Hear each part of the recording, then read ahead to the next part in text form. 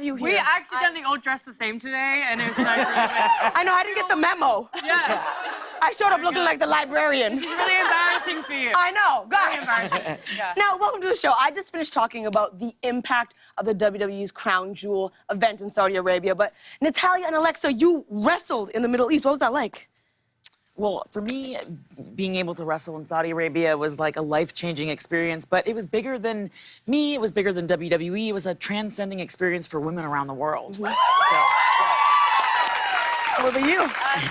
Sasha Banks and I had the first women's title match in Abu Dhabi, which was incredible. We didn't know how we were going to be recepted and perceived, and it was incredible. And everyone was so supportive. And to come back and know that the women's evolution isn't just here, it's global, it was incredible. Absolutely. Now,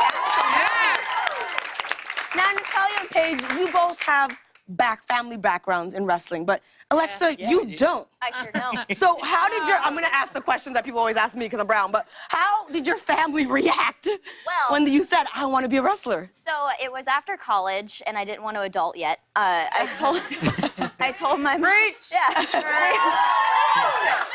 I told my mom, I was like, hey, I know what I'm gonna do. I was like, I'm gonna sign up, because there was a link. That's how I actually went to WWE.com, sent in a link, made a video, it was a whole thing. I was like, I'm going to try out to be in WWE. And she goes, the hell you are.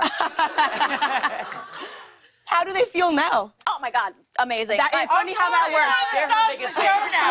It's funny how that works. Paige, you obviously have a movie. By the way, I loved it, Fighting With My Family.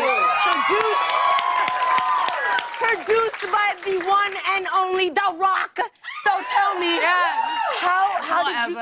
It's cash, it's whatever. Yeah, it's whatever, you guys. How did you first meet and what was that like? I was at WrestleMania, and I get a text on my phone, and it was just like, hey, it's DJ. If you got time, I'd love to see you. And I'm like, who the is DJ? Sorry for cussing. And why is he texting my phone? Like, because I was, like, very uncomfortable about it. I was like, who's this guy texting my phone? And then I was next to Dean Malenko, who's an old school wrestler, and he was just like, that's Dwayne Johnson, you idiot. And I was like, what? I was like, oh my God, Dwayne Johnson is texting my phone. So I was just like, yeah, sure, like, I'm here, like, whenever, dude, like, whenever. And he was just like, hey, so I was filming Fast and Furious in England, and I stumbled across your family's documentary, Fighting With My Family, and he was like, I loved your family. They just, like, that's just so similar to mine. I love the dynamic, and yeah, I want to make a movie about it. And I'm like, okay. Great. Sure, whatever, yeah, I was like, right.